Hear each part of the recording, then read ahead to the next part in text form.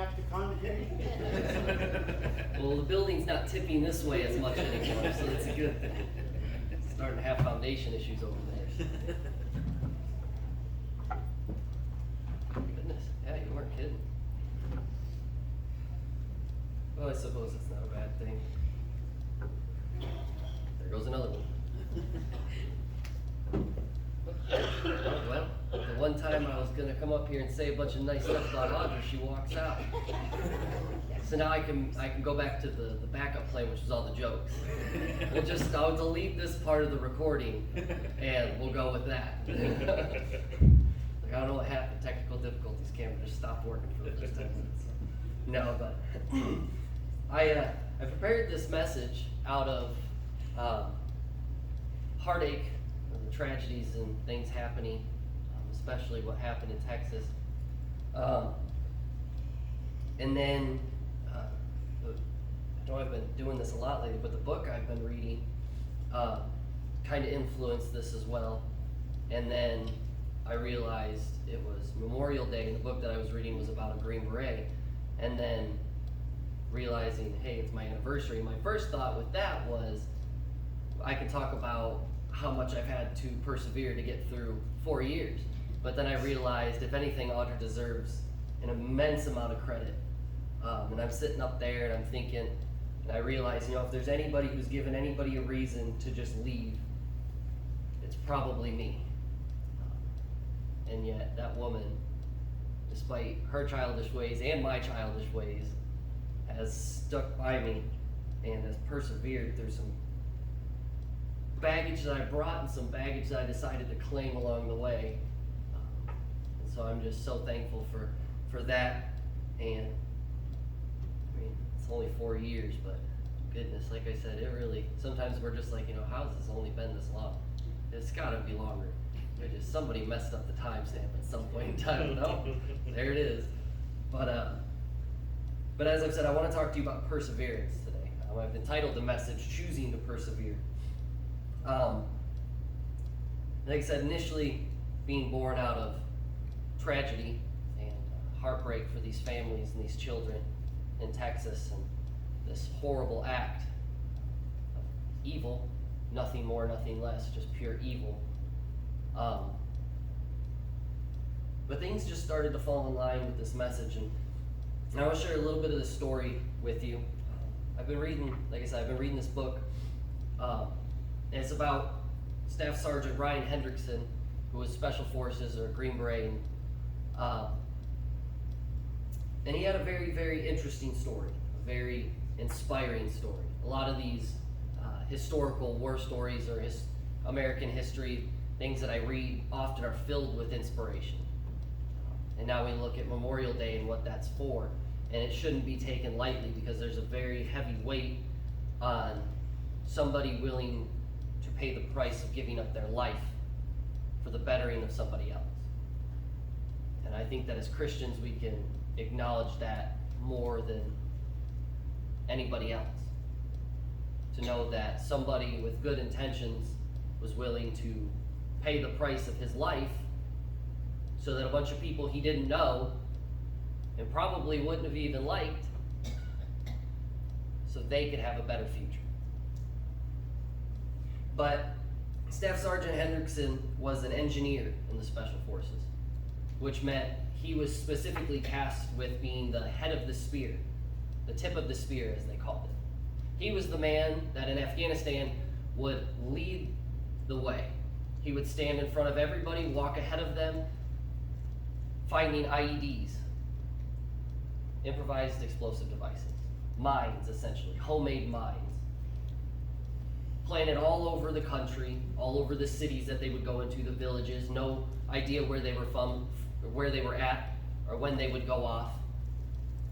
But this man was tasked with going ahead of every single one of his men to find them and then disarm them.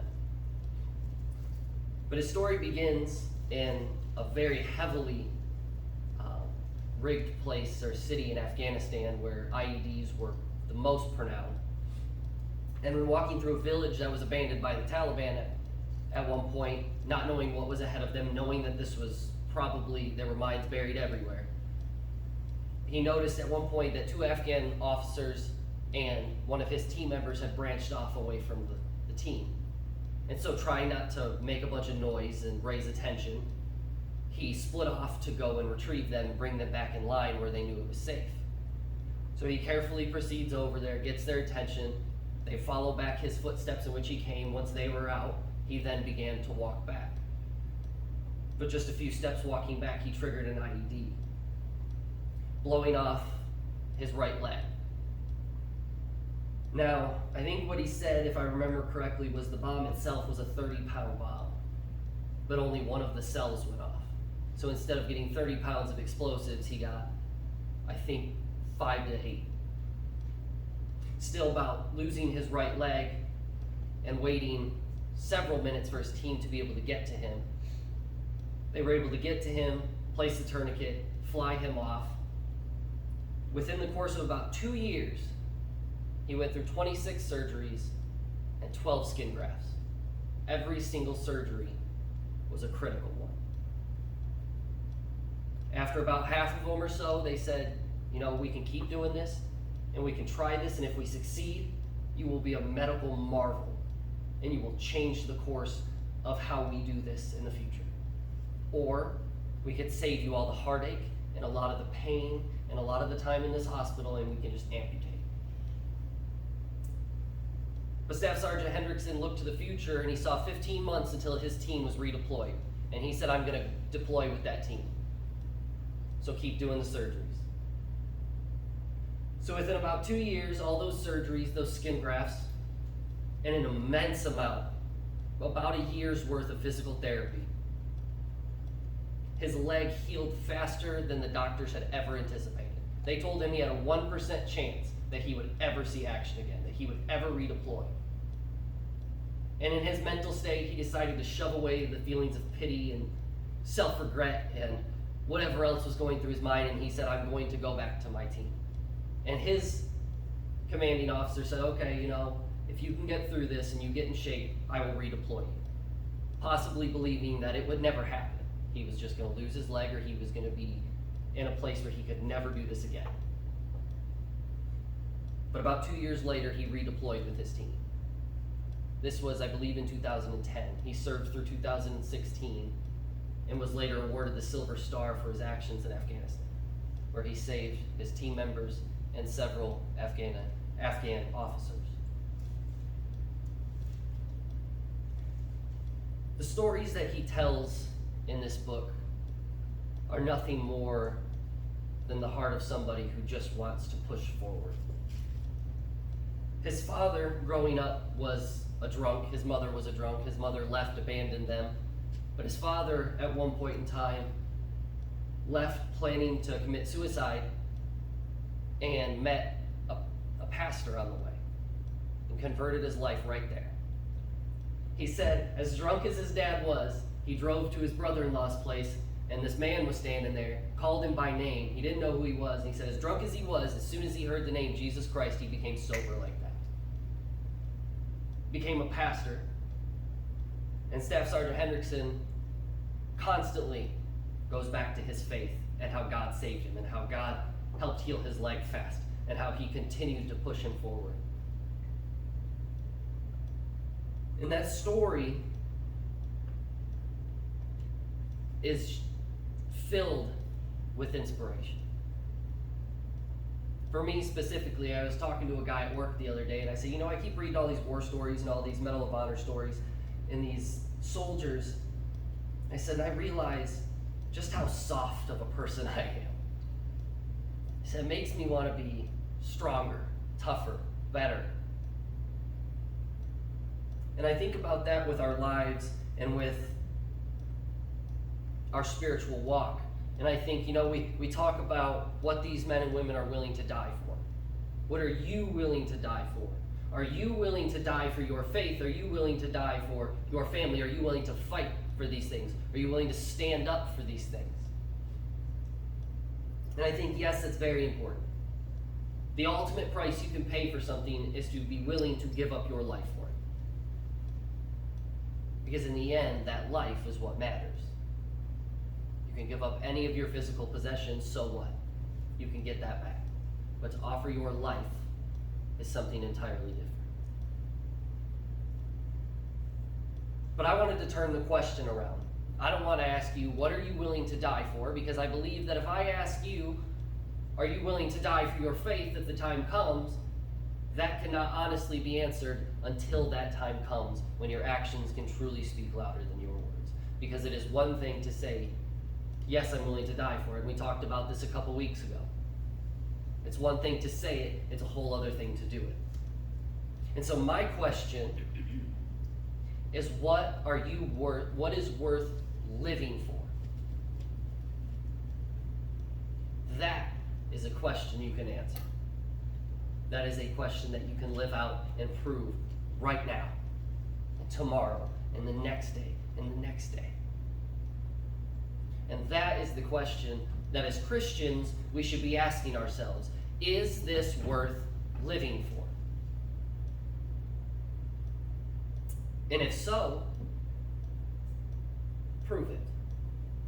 Saying that to yourself. Saying, prove it. If I know that this is worth living for, then I'm going to prove it every single day. And so, then as we go throughout our time on this horrible, evil, corrupted world, every day brings something new. And this last week brought a horrible tragedy. And it makes me so angry how quickly this becomes politicized. Things could have been different in many different ways. That's not what it's about. At the end of the day, 19 children were murdered in their school. And that's disgusting. The child, as Jesus taught, was the image of innocence, of purity.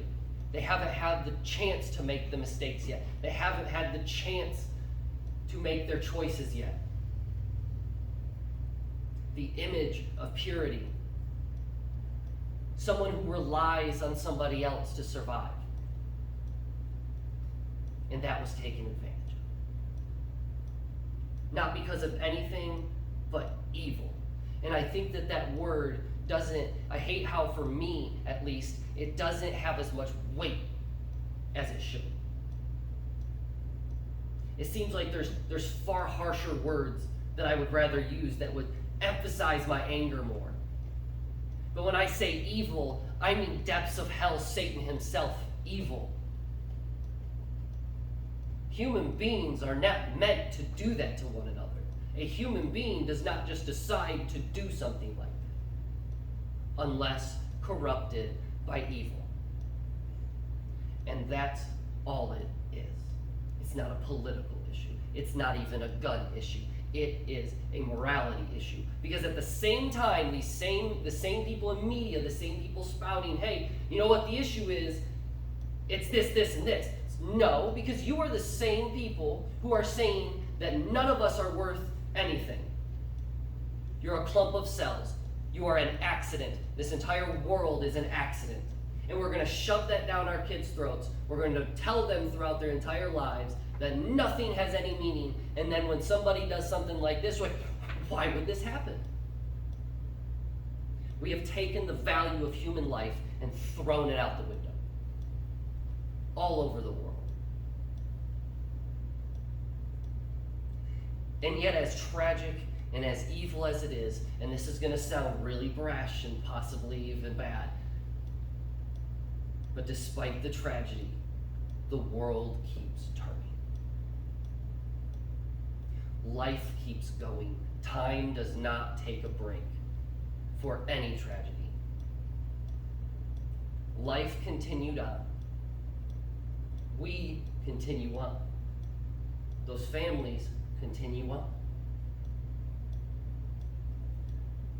Not a single thing that this world will throw at us will stop this from happening. It will not stop time from continuing to take its course. It will not stop the world from continuing to revolve around the sun.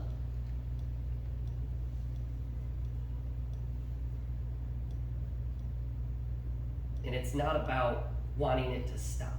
It's not about waiting for these things to just quit.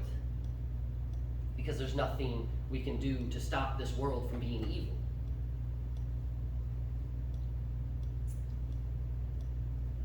But the biggest thing that we can look at in situations like this, and ones in the past, and the wars and the hate and the evil that have happened, is not to sit back and look at the past and to think about all these horrible things and sit in our self-pity. What matters is that as long as time keeps going, so do you and so do I. And the choice of what comes next is what matters. And so I come around to this topic of perseverance. This topic of what do we do next? When tragedy hits your life, when pain fills your life, when trial and temptation and hardship come for your life, the world doesn't stop turning, time doesn't stop going on. But you have a choice to make. You have a decision to make every single day. Every morning you wake up, when you came in here today, you had a decision to make. Were you going to come here, or were you going to stay in bed and just wallow in whatever pain or hardship or trial you're facing? So every day you are faced with a choice. Will you get up and fight on, or will you lay down and just hope to die? Wait for it to pass, because it won't pass if we lay down and do nothing. So we must just be waiting on our time to end.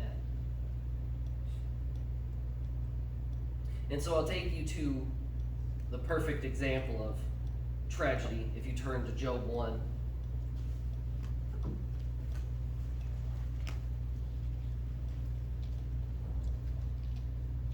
Job is possibly the most impacting example of perseverance, especially in Scripture, but throughout anything. Job faces tragedy, health issues, loss, destruction of everything he owns, his friends, his family. And this is just the beginning of Job. Starting in verse 1, it says, "There was a man in the land of Uz whose name was Job, and that man was blameless and upright, and one who feared God and shunned evil. And 7 sons and 3 daughters were born to him. Also his possessions were 7,000 sheep, 3,000 camels, 500 yoke of oxen, 500 female donkeys, and a very large household, so that this man was the greatest of all the people of the East. And his sons would go and feast in their houses, each on his appointed day, and would send and invite their 3 sisters to eat and drink with them. So it was, when the days of feasting had run their course, that Job would send to sanctify them. And he would rise early in the morning and offer burnt offerings according to the number of them all.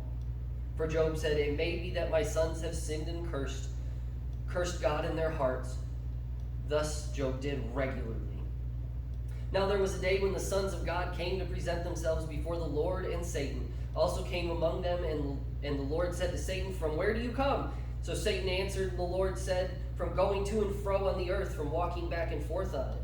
Then the Lord said to Satan, 'Have you considered my servant Job, that there is none like him on the earth, a blameless and upright man, one who fears God and shuns evil?' And so Satan answered the Lord and said, 'Does Job fear God for nothing? Have you not made a hedge around him, around his household, and around all that he has on every side? You have blessed the work of his hands, and his possessions have increased in the land. But now stretch out your hand and touch all that he has, and he will surely curse you to your face.' And the Lord said to Satan, 'Behold, all that he has is in your power, only do not lay a hand on his person.' So Satan went out from the presence of the Lord." And I want to touch on this real quick. We're going to continue on, but I want to touch on this real quick. Because how often do the trials that you face become worse and worse and worse, or seem harder and harder and harder, and the tragedy just continues to pile on, and the pain continues to get harder? How often does that happen? It seems like everything I face is just too much because it's far greater than what I've faced before.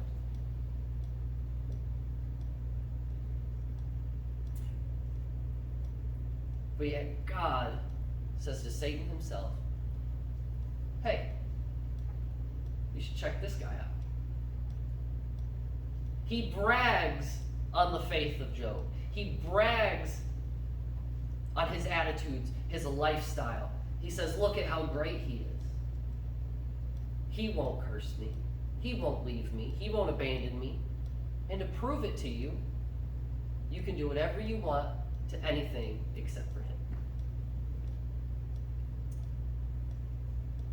And then comes some of the hardest tragedy and trial and loss that any person has ever seen. So do we sit back and we say, why, God, would you let this happen? But meanwhile, in the background, God is saying, hey, this guy, he's faithful. He's loving. And he's bragging about his servant to the devil himself. And so maybe your hardship isn't just God testing you. It isn't just God allowing bad things to happen to you. Maybe it's God saying, look at how far you've come. Now you can face this. This trial that you think is too much, that's too great. Remember, he said, I will not allow anything to come before you that you cannot overcome. And I will provide the way out. And so when you face something that seems so much harder than anything you've ever seen before, just remember that God has the faith in you to overcome this because of how strong your faith is in him. So continuing in Job 13, or verse 13, it says, now there was a day when his sons and daughters were eating and drinking wine in their oldest brother's house. And a messenger came to Job and said, the oxen were plowing and the donkeys feeding beside them when the Sabeans, when the Sabeans raided them and took them away. Indeed, they have killed the servants with the edge of the sword, and I alone have escaped to you. While he was still speaking, another also came and said, the fire of God fell from heaven and burned up the sheep and the servants and consumed them, and I alone have escaped to tell you. While he was still speaking, another also came and said, the Chaldeans formed 3 bands, raided the camels and took them away, yes, and killed the servants with the edge of the sword, and I alone have escaped to tell you. While he was still speaking, another also came and said, your sons and daughters were eating and drinking wine in their oldest brother's house, and suddenly a great wind came from across the wilderness and struck the 4 corners of the house, and it fell on the young people, and they are dead, and I alone have escaped to tell you. All within what probably was 5 minutes.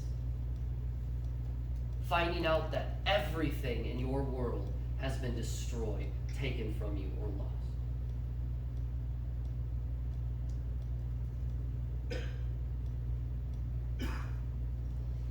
Then Job arose, tore his robe, and shaved his head, and fell on the ground and worshipped. This word worshipped, shakah, means to bow down in reverence to God, to lie prostrate. And he said, naked I came from my mother's womb, and naked shall I return there. The Lord gave, and the Lord has taken away. Blessed be the Lord, the name of the Lord. And in all this, Job did not sin nor charge God with wrong. Not once did he say, why, God? Because he was a man who feared God and shunned evil. In the hardest moment that I have ever heard of, this man worshiped his God. Because his fear for God was far greater than his fear of anything else, than his fear of his pain, his loss, any more tragedy. And what continues to happen? His health. God allows Satan to strike his health. His wife says, curse God and die. His friends come in just to tell him that he's sinned and God is punishing him. But I find it very ironic that these great wise men, and listen here, because these great wise men thought they knew so much better. To say, God is punishing you, when meanwhile, backstage, God is saying, look at how great my servant is. He will defeat anything you throw at him. You can take everything away from him. You can destroy his health. You can destroy his home. You can deceive his friends. You can curse him through the mouths of others, and he will not curse me.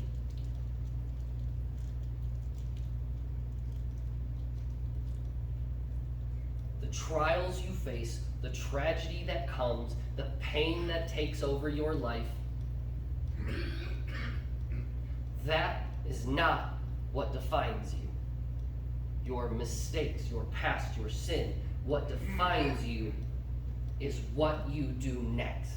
Your choice every morning to push on and to persevere, to fight through the pain, or to just give up. That is your choice.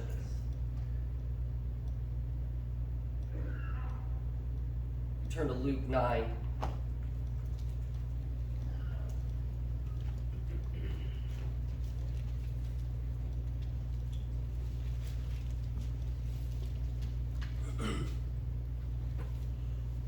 Jesus speaks on this and he says in verse 23, chapter 9, it says, then he said to them all, if anyone desires to come after me, let him deny himself and take up his cross daily and follow me. For whoever desires to save his life will lose it, but whoever loses his life for my sake will save it.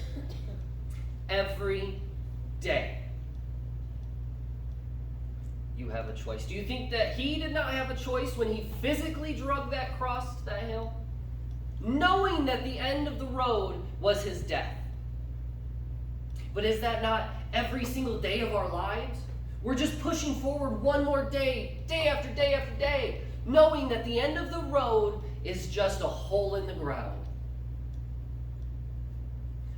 But just like for Christ, for you and for I, for the believer, it's not just for a hole in the ground. It is a momentary pause in your timeline.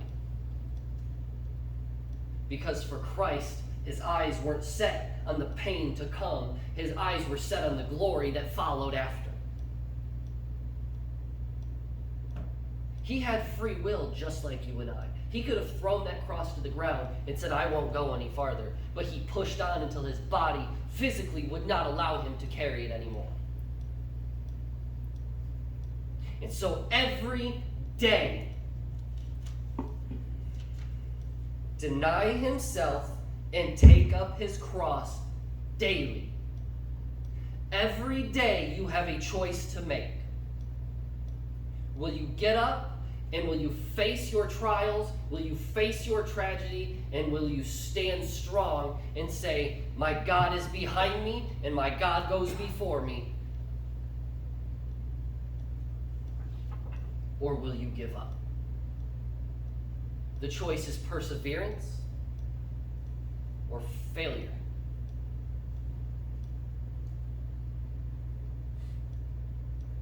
But again, either way, the world will continue to turn. Time will continue to go on. And tragedy will continue to happen. Your trials won't just go away. Your hardship will not just stop.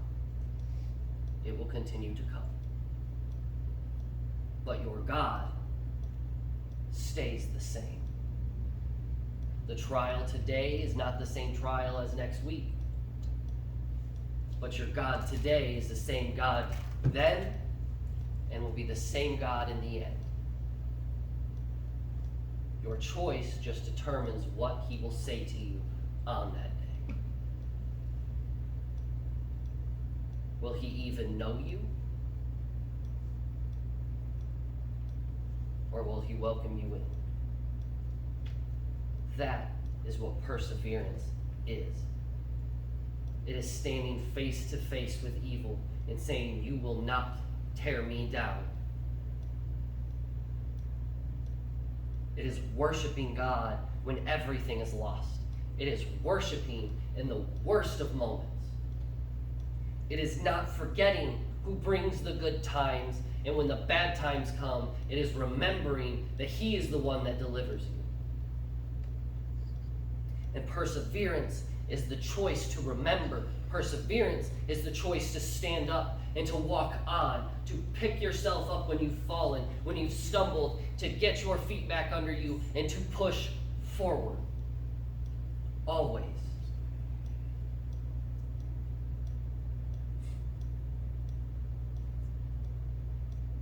In Philippians 3, and I'm just going to read it real quick. Verse 12, it says, now that I have already attained, not that I have already attained, or am already perfected, but I press on that I may lay hold of that for which Christ Jesus has also laid hold of me.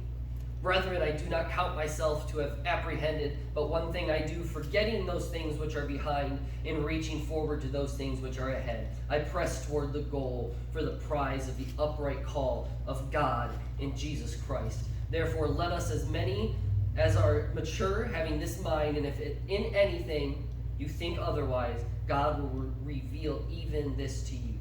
Nevertheless, to the degree that we have already attained, let us walk by the same rule. Let us be of the same mind. The command is simple. Press on. It's going to get worse. The time that you face now is just a preparation for the time that is to come. And so your choice now defines how easily the choice will come then. Staff Sergeant Hendrickson did not have to face the surgeries. He did not have to go through the pain. He did not have to continue to push forward. He could have just said, take my legs, send me home. But he looked down the road and he said, there's my goal. I'm going to get there no matter what. Every doctor, every therapist, every single person said to him, you're not going back. But the Lord had another plan and continued to save him throughout his time in Afghanistan.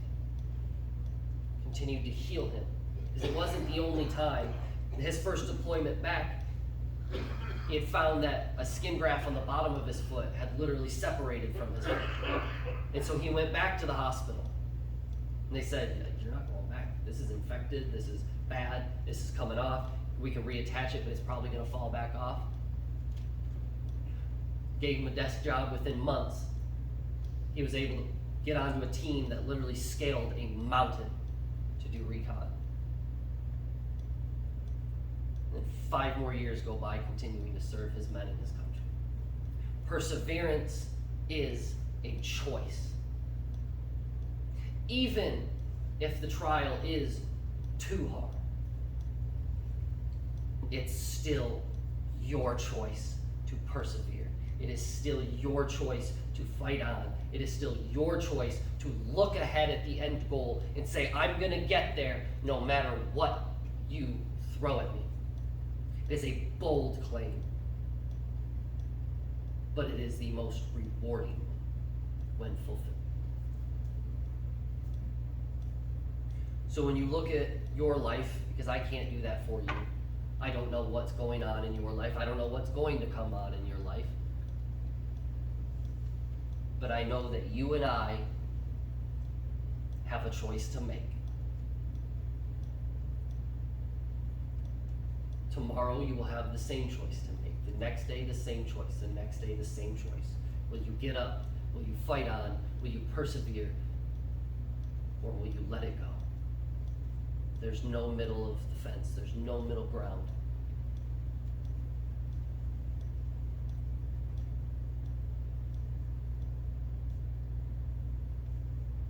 every day is choosing to persevere. Every heartache, every trial, every pain is choosing to persevere. And together, we can choose to persevere as a church, as a family, as people. We can stop and we can look at our past and we can say, wow, we went through abandonment, we went through disunity, we went through pain. Or we can look now and we can say we've got unity. We've been provided for. And we've been blessed. And we can move forward remembering that. He says, stop looking back. There's nothing there for you. It's dead. It's gone. I destroyed it. I took care of it. But you choose what's going to come next. And that begins with choosing to persevere. Let's pray. Father, I thank you so much for this day. Lord, we thank you for your love, for your kindness, for your mercy, your grace. And Lord, we come to you with hearts cry out for the tragedy that happened in Texas and these few others that have happened, Lord. We pray that you be with these families, that you comfort and you bring peace and you give the right people the heart to help, the right ways to help. Bring healing where nothing in this world can bring healing, Lord. Only you can. Continue to push us forward. Continue to grow us, to heal us, to motivate us. Continue to pull us forward as we struggle to stay on our feet, to stay moving forward. Bring us closer together as a church, as families, as husbands and wives, as fathers and mothers. Help us to be more than we are today. Help us to choose to persevere. Remind us that choice is just sticking true to you, is staying true to our faith, and staying true to the reward that you promise. We thank you, Father. We thank you for this Sabbath day and for the wonderful weather outside and for the long weekend.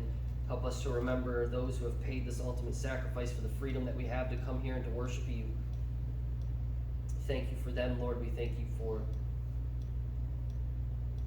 the founding of this country, for the freedoms that we have, for the blessings that you've given to us. We pray all these things in Jesus' name.